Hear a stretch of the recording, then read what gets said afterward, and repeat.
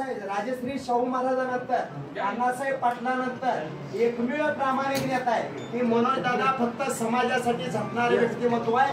आपण मनोज दादा तर चालले तर मनोज दादासाठी तर जायचं आहे, पण आपल्या पोटाला जन्माला आलेल्या मुलासाठी आपण लढायचं आहे जायचं आहे।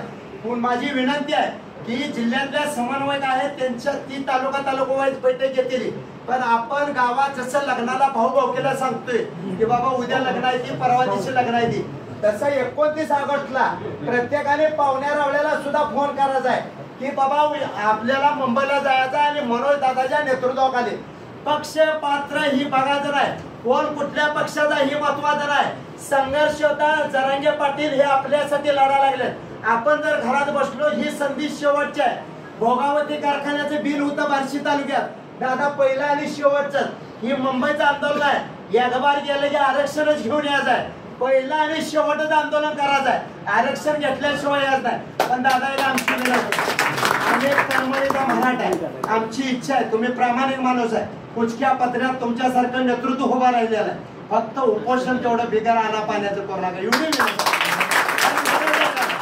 सगळी मॅनेज झाली, पण तुम्ही मॅनेज चालला। तुमच्या रक्तात राजश्री शाहू महाराजाचा वंशज आहे, तुमच्या रक्तात विश्वरत्न डॉक्टर बाबासाहेब आंबेडकरांची संवेदना आहे, तुमच्या रक्तात तळ्या पायाला आग जाणाऱ्या गोरगरिबाच्या मायमौलीच्या पोटाला जन्माला येणाऱ्या मायमौलीच्या मुलाचं आणि मुलीचं आरक्षण आणि त्याच्या नोकरीचं भवितव्य तुमच्या हातात आहे। दादा तुम्ही जगला तर आम्हाला आरक्षण मिळणार आहे, तुम्ही टिकला तर आम्हाला आरक्षण मिळणार आहे, तुमची गरज आहे दादा। तुमच्या नंतर मराठ्यात कोणीही नेता जन्माला येणार नाही निस्वार्थीपणाचा की ज्याच्याकडे फक्त उपोषणाने आरक्षण करून मराठ्याचा 3 कोटी मराठा ओबीसी मध्ये नेणारा तुम्ही आहे।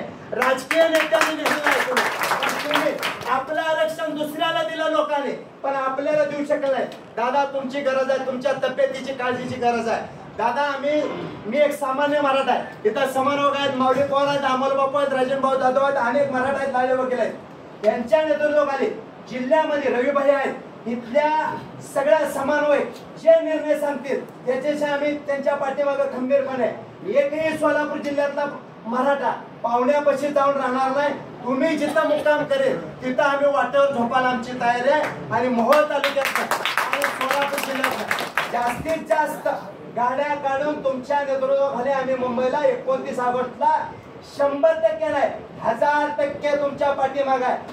ज्या वेळेला आरक्षणाची चळवळ उभा राहील त्यावेळेला आम्ही तुमच्या पाठीमागे आहे, इतर वेळी आम्ही कुठेही असो, पण आरक्षणाच्या बाबतीत आमच्या जन्म देणाऱ्या आई बापानंतर आमचा जर बाप कोण असेल आरक्षणाचा तर संघर्ष होता मनोज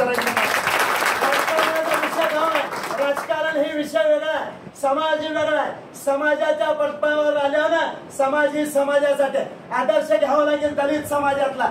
ज्या वेळेला डॉक्टर बाबासाहेब आंबेडकरांचे चिरंजीव ह्या मतदारसंघात उभा राहिले होते दादा, जिवंत उदाहरण सांगतो, या सोलापूर जिल्ह्यातल्या सगळा दलित समाज डॉक्टर बाबासाहेब आंबेडकरांचे नातू प्रकाश आंबेडकरांच्या पाठीमागे उभा राहिला।